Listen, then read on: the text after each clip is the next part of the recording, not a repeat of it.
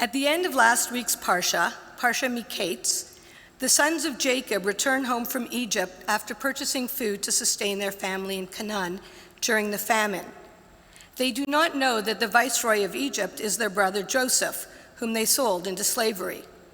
Joseph, seeking to test his brothers, has a silver goblet hidden in the sack of the youngest brother Benjamin.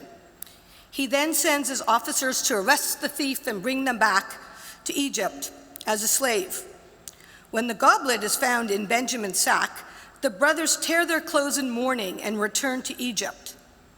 Last week's Parsha ends with Joseph insisting that only the thief must remain as a slave, and the rest of the brothers are free to return in peace to their father. We might call this the Torah's version of a cliffhanger. This week's Torah portion, Vayigash, begins with Judah's response. Judah was Jacob's fourth son, and while Joseph was Jacob's favorite son, Judah was the most influential.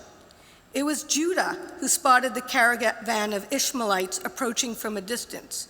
It was Judah who convinced his brothers that they should sell Joseph to the Ishmaelites. And now it is Judah who stands in front of Joseph years later, pleading for Benjamin's life. Judah steps forward and makes a speech that changes history. He speaks about their father's grief at the loss of one of Rachel's sons. If he loses the other, he will die of grief. I, says Judah, personally guaranteed his safe return. Judah, who convinced of the plan to sell Joseph into slavery, now pivots, I couldn't help myself with that word, 180 degrees by offering himself in the place of Benjamin. Although all of the brothers are in the same dire position, it is Judah who takes the needed steps to address the situation. Joseph is able to see firsthand that there has indeed been a dramatic change in his family and that the time has come to reveal his identity and reunite with them. I have just begun my third term as president of Holy Blossom. I assure my family and my law partner this will be my last term.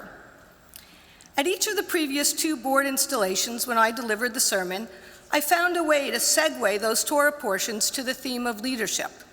This evening, I would like to talk about transformative leadership. Up to this Parsha, when we're reading the last section of Genesis, most of us would have expected that Joseph would emerge as the leader. He is a central character in the story, and his dreams and improved circumstances all point in that direction. Judah, whom we first meet when he proposed selling Joseph as a slave, intermarried with a Canaanite, lost two sons because of sin, had sexual relations with Tamar, his daughter-in-law, whom he thought was a prostitute, is the least likely candidate for leadership in Genesis. And yet history turned out otherwise. Joseph's direct descendants, the tribes of Ephraim and Manasseh, disappear from the pages of history, while Judah's descendants, starting with David, became kings. The tribe of Judah survived the Babylonian conquest, and it is Judah whose name we bear as a people. Judah's Hebrew name is Yehudah. We are Yehudim, Jews. There are always obstacles on our path that lead to change. This pandemic trumps almost any other obstacle, not just for Holy Blossom Temple, but for all of you and for me, professionally, personally, and as president of this incredible organization. While Joseph placed an obstacle in Judah's path, Judah overcame it. Judah, not Joseph, serves as the paradigm for one who has undergone profound inner change and transformation. Robert Alter, an American professor of Hebrew and translator of the Hebrew Bible, wrote in his book, The Art of Biblical Narrative, in stark contrast to his willingness years before to watch Jacob struggle in anguish over Joseph's supposed death, Judah's entire conversation with his brother is a moving example of profound inner change. In Parsha Vayigash, when confronted with the choice to sacrifice another brother, Judah chooses to walk a righteous path. The story of Judah tells us how a leader learns and grows. The Judah we see at the beginning of the story is not the man we see at the end. Just as the Moses we see at the burning bush when he is stammering and hesitant is not the hero we see at the end, with his sight undimmed and with his natural energy unabated. Parsha Vayigash shows us that a leader is one who arises more courageous than they were before. Last year at this time, when I was speaking about Jacob's transformation in Parsha Vayishlach, where Jacob is preparing for his fateful reunion with Esau 20 years later, I said the following: "This was a year in Holy Blossom's 165 years like no other. There were times in these past 9 months where, like Jacob, our character was tested, our wisdom, our empathy, our compassion, our selflessness. This pandemic has tested our optimism, our faith in our fellow humans, in our governments, in our institutions, in our community, and for some, even their faith in God." One of Holy Blossom Temple's greatest transformations in response to COVID was staying current, responding thoughtfully but quickly, and most importantly, adapting constantly. We continue to offer our members and the many guests who joined us online vibrant Judaism through our worship services, classes, and virtual programs.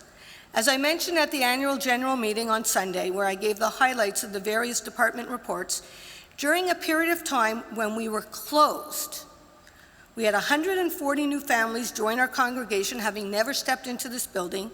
We had 1,600 members and visitors online attend our various adult education programs and lectures, and we raised over $1.23 million in our annual congregational appeal, the ACA. As part of the ACA, I am thrilled to announce tonight that Holy Blossom reached its match campaign by raising over $118,000, which was tripled in match by 3 generous families for over $500,000 combined. It never ceases to amaze me how our many volunteers and even new volunteers stepped up to transform Holy Blossom and connect with all of you. Our work is not over. In some ways, it has just begun as we slowly emerge from this dark period. When I first became president of Holy Blossom back in 2019, Rabbi Splansky introduced me as Holy Blossom's shiny new president. Today, she refers to me as our fearless president. While clearly the shininess has worn off very quickly since March 2020, when I consider Judah's transformation, it would be hard to ignore my own. I have learned to engage in real-time problem solving.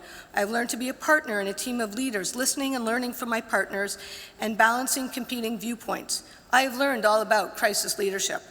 I'm a better strategist, problem solver, lawyer, and I believe being the president of Holy Blossom Temple has also been the catalyst for the transition of part of my law practice to acting as a family law mediator, taking all that I have learned in the past 2 years at Holy Blossom to assist spouses in resolving their family law disputes. I am blessed to have an amazing board who are installed with me today, whom I believe will make the leadership at Holy Blossom Temple stronger than ever. I can't tell you how much I'm looking forward to working with all of you in the next year, including the eventual return to in-person board meetings, which I believe strengthens our collaboration and synergy with each other. For those who know me, I am not shy about articulating the challenges that we have and will continue to face as we emerge from this pandemic. I hope all of you are ready to roll up your sleeves with me and get to work in the new year. To the outgoing members of our board, some of whom are here with me tonight, thank you for all that you did. Thank you for all of your contributions to the board. And I know, as I said at the AGM, I will always be able to count on you.